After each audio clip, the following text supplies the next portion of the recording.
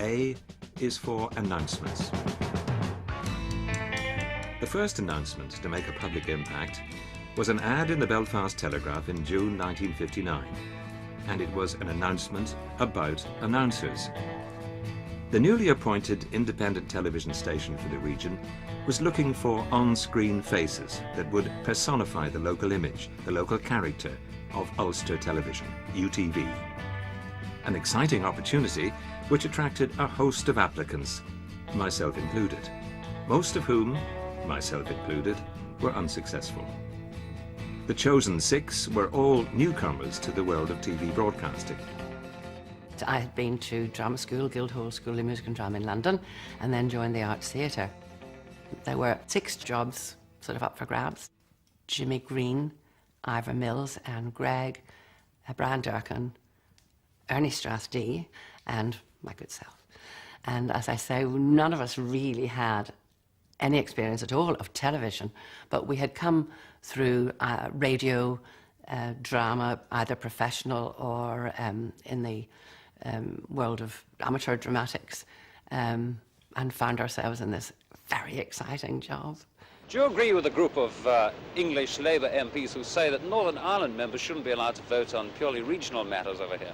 The way that the 12 Tories... Ivor was a concert pianist, and he looked like a matinee idol. In fact, he looked even better than Tyrone Power.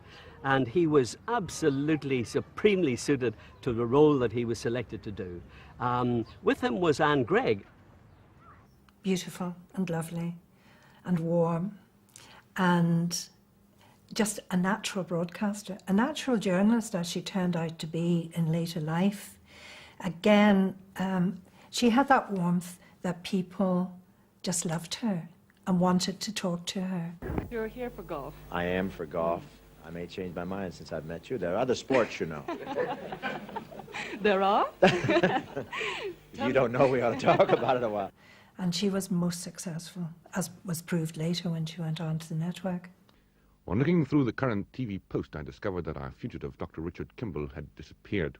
Brian Durkin was just lovely. Brian was just a big, cuddly man, and again, he had that warmth. Leslie Dawes had a particular admiration for former Ireland rugby star Ernie Strathdee.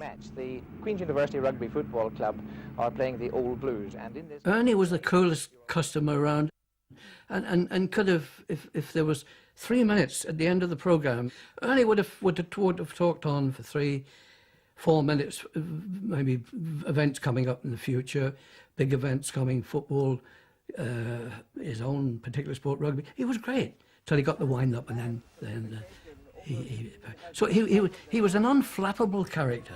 But the Clarence Place... Being unflappable was a knack everyone had to learn.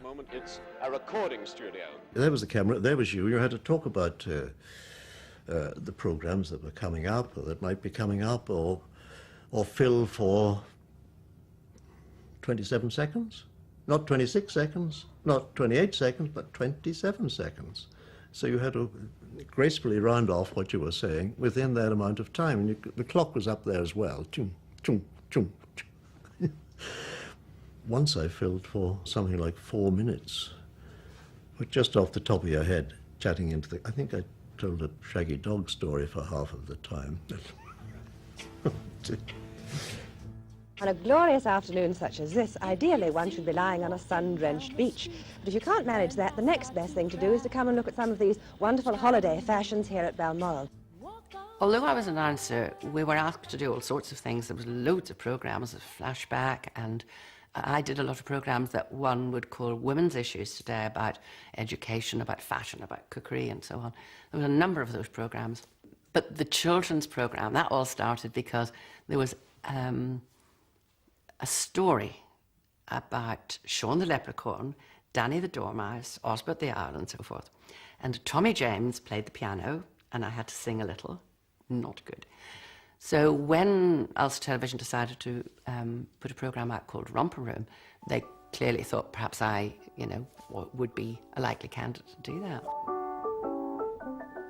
Up goes the weasel. It tried to teach children not so much education, but things like hygiene and road safety and be kind to animals. And it was very worthy and wholesome in that way. It was a little bit of television magic.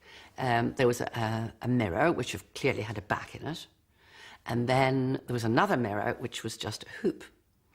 But when I put down the first mirror, the camera went to a sort of a glittery circling thing and then came back to me with the open mirror.